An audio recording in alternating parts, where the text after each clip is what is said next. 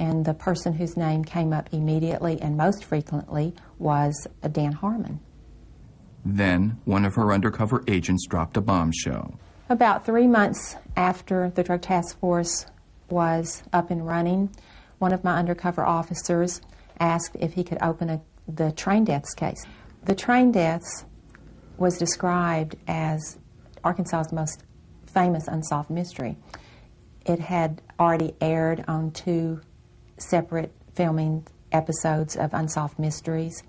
It had gotten national attention. There had at that point probably been 1,000 newspaper articles in Arkansas written about it. There were people who had been turning up dead who were possible witnesses.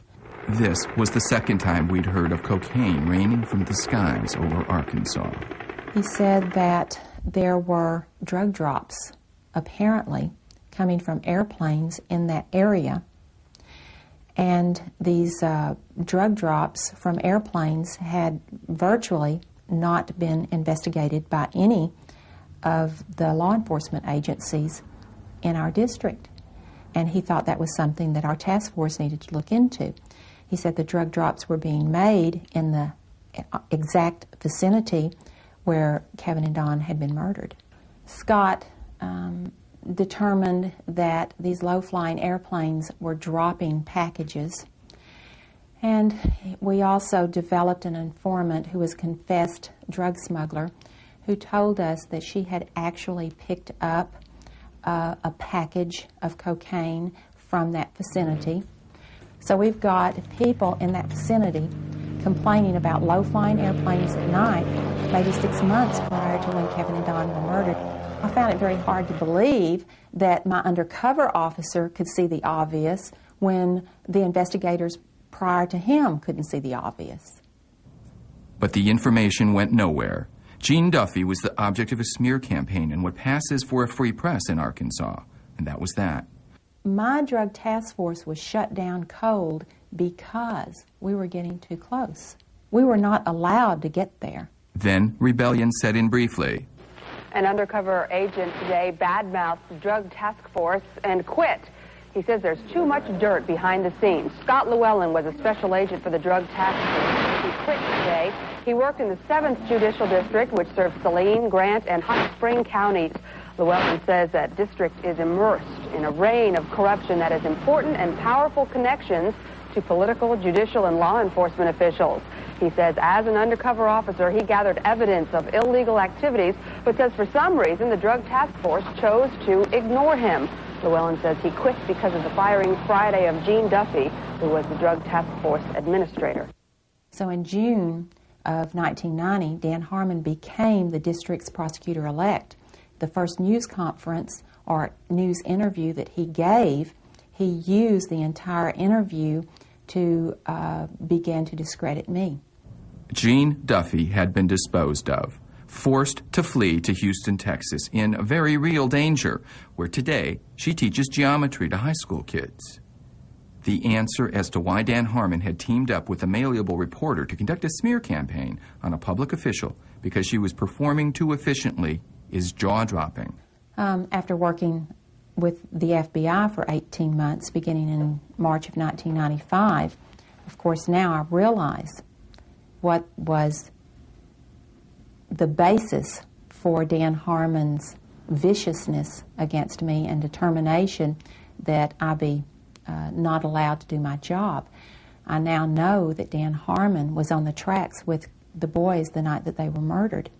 Linda Ives states it coolly. We learned that one witness has passed a polygraph placing the prosecuting attorney on the tracks the night Kevin and Don were killed. This is not just a case of local corruption, and that's what has made the battle so fierce, I suppose. You know, very early on we knew that there was local corruption in law enforcement and even public officials. And when the state police got involved, we were ecstatic because we thought that finally somebody was going to get to the bottom of what was going on in Saline County. And at that point in time, we thought it was simply Saline County. And then it became very clear that the state police were not doing their job and were not going to do their job. There was a 1990 federal investigation, and we were in fact promised indictments out of that 1990 federal grand jury investigation. And suddenly, when Chuck Banks shut that investigation down in June of '91, without prior warning, we were devastated, simply because it made it an entirely different animal almost, because who has the power to shut down a federal investigation? Good question. We wondered, who does have the power to shut down a federal investigation? Could the deaths of two hapless high school seniors on an August night in rural Arkansas have anything to do with matters pertaining to our country's national security?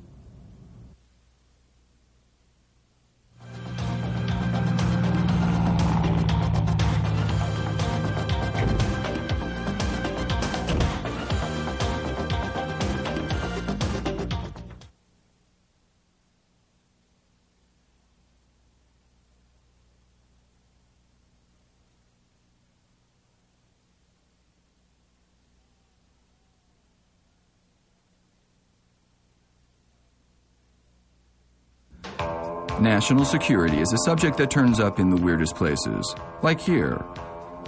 This is the British 60 Minutes, a show called The Big Story. Tonight's big story, the trail of drug smuggling and gun running that leads to the door of the White House.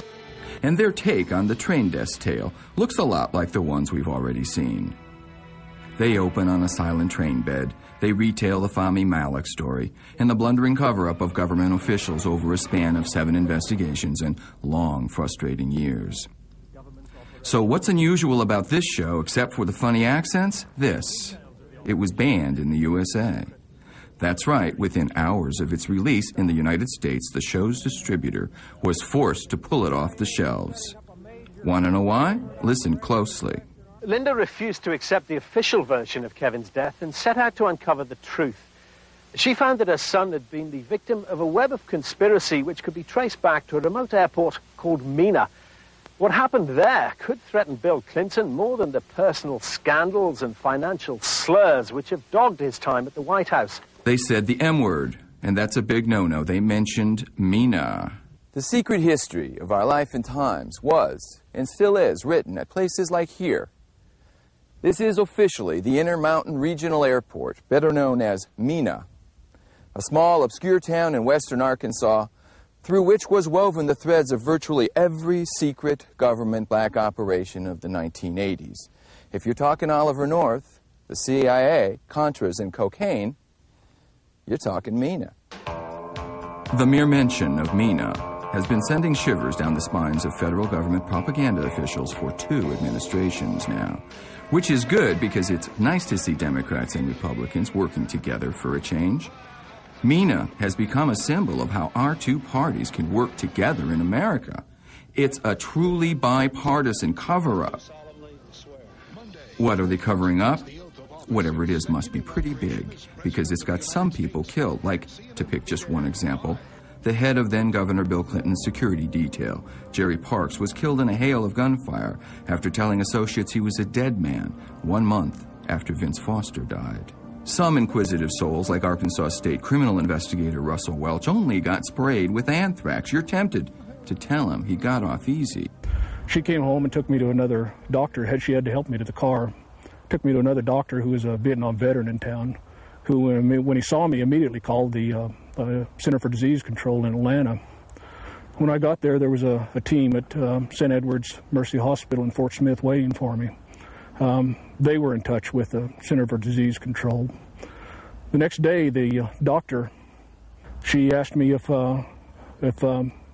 my job was, how much danger was involved with my job, and I told her that danger was pretty much inherent with a job, that I was a cop and generally handled major cases. And she said, well, we think that you've been poisoned with anthrax. She said, we don't have time to test for it. We're going to treat you for it.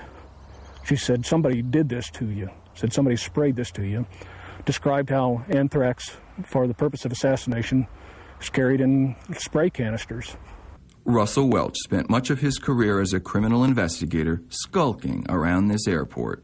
and his is acknowledged to be the most complete and trustworthy account of what went on here. A criminal investigator for the Arkansas State Police was stationed in Mena originally.